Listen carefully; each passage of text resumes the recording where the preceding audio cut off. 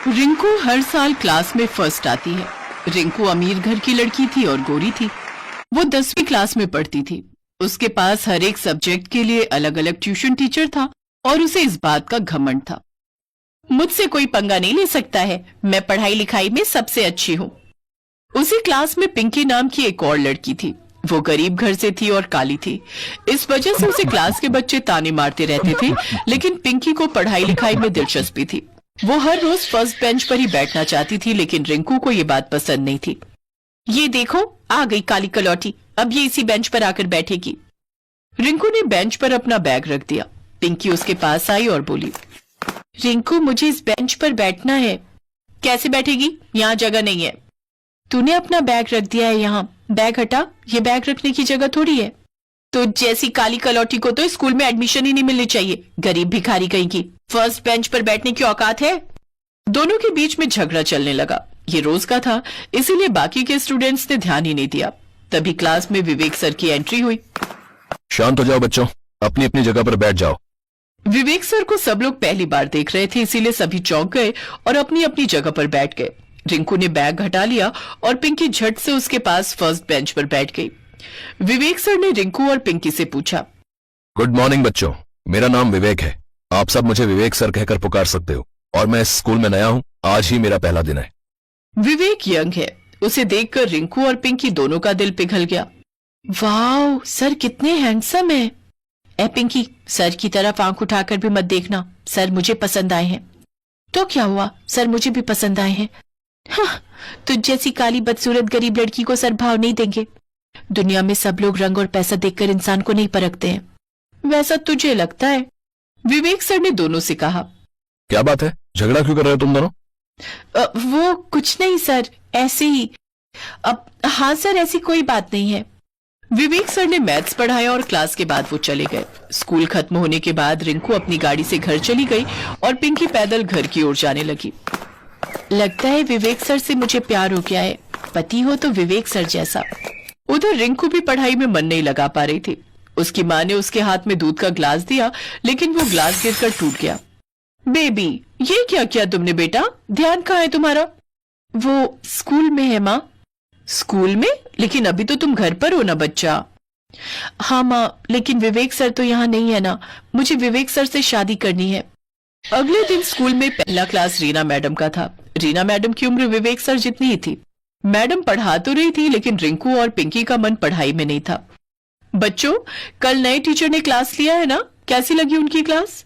बहुत अच्छी मैडम, विवेक सर तो बहुत अच्छे हैं। हाँ मैडम, वो बहुत अच्छे हैं।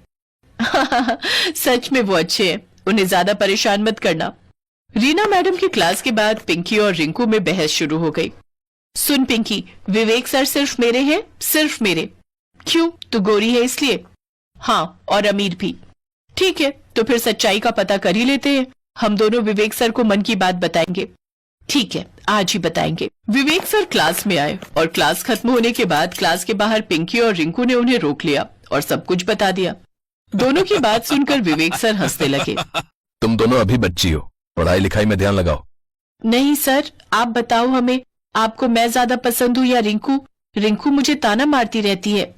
क्यों ना मारू ताना, बदसूरत है तू, काली है, गरीब है। विवेक सर को सब कुछ समझ में आ गया। उन्होंने कहा, देखो, मुझे पसंद करते हो ना, तो मेरी बात माननी पड़ेगी। हाँ हाँ सर, जरूर मानेंगे। तो फिर तुम दोनों दोस्त बन जाओ, गले मिलो एक दूसरे से। नहीं सर, मैं इस काली बदसूरत भिखारिन से गले नहीं मिल सकती। हाँ हाँ, मैं भी किसी घमंडी चुड़ैल से गले नहीं मिल सकती। दोनों फिर से झगड़ने लगे। विवेक सर ने दोनों को शांत करवाया और कहा, अरे चुप हो जाओ तुम दोनों। ठीक है, मुझसे जवाब चाहिए ना, मैं सोच के कल बताता हूँ। रात को पिंकी और रिंकू को नींद नहीं आई। दोनों आंखें खोलकर विवेक सर से शादी के सपने देखने लगे। अगले दिन स्कूल आते ही विवेक सर ने दोनों को बुलाया और कहा, रिंकू, तुम मैथ्स में वीक हो ना? हाँ सर, मैथ्स के लिए मेरे पापा ने 2 टीचर रखे हैं, लेकिन कुछ हो ही नहीं रहा है। बाकी सब सब्जेक्ट्स में मुझे अच्छे मार्क्स आते हैं।